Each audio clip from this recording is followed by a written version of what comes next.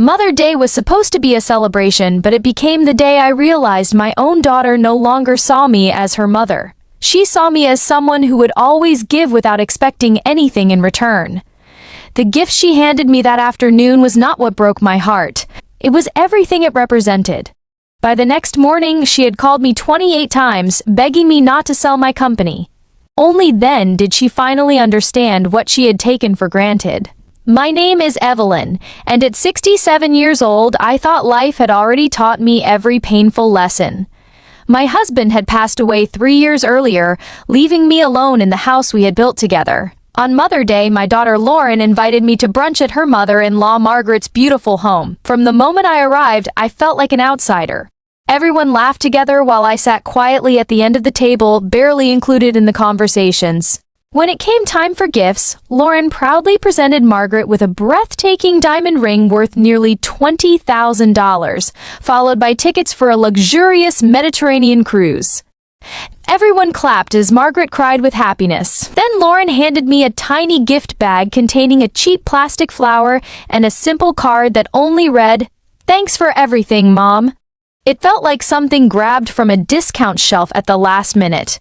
I smiled to hide my pain, but inside I felt invisible. Driving home, I could not stop thinking about the difference between those gifts. It was never about the money. I had more than enough. It was about realizing that after raising my daughter, sacrificing for her, and loving her unconditionally, I had become nothing more than an obligation in her life. That night, I opened my office files and began reviewing decades of financial records. The numbers shocked even me.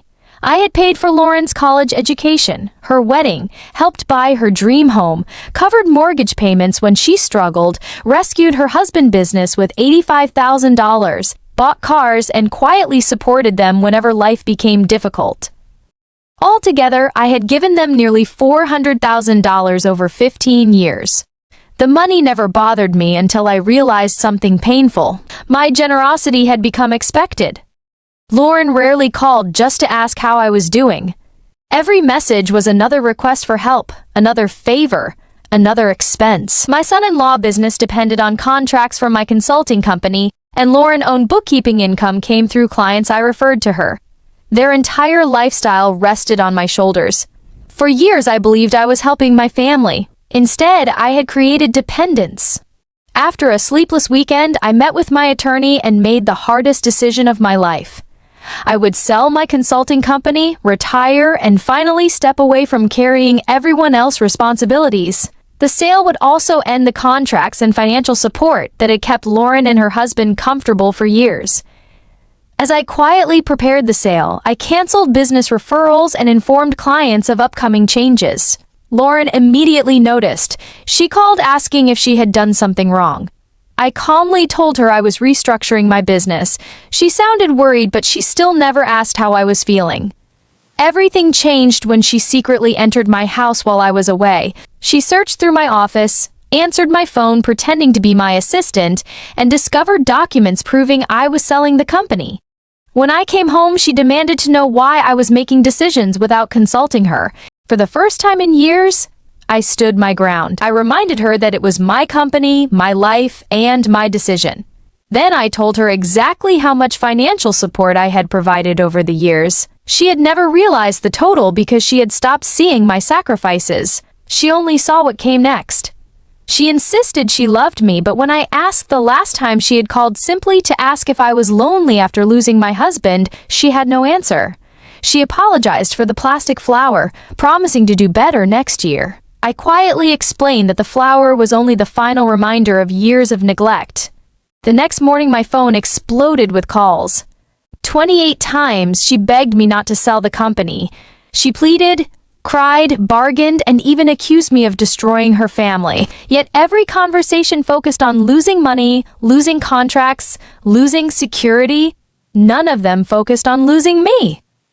When Lauren and her husband arrived at my door begging for another chance, I finally understood something I had ignored for years. They did not need another check. They needed to learn how to stand on their own. I completed the sale, retired, and moved to a peaceful cottage beside a quiet lake.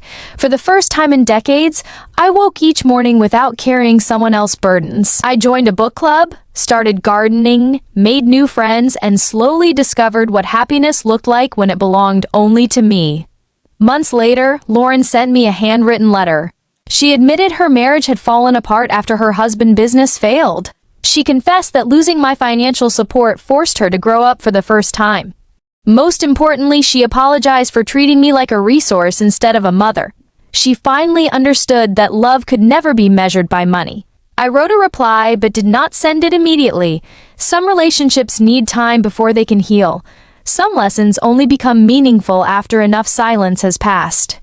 At 67 years old, I finally stopped trying to buy love. I learned that real love sometimes means letting people face the consequences of their own choices.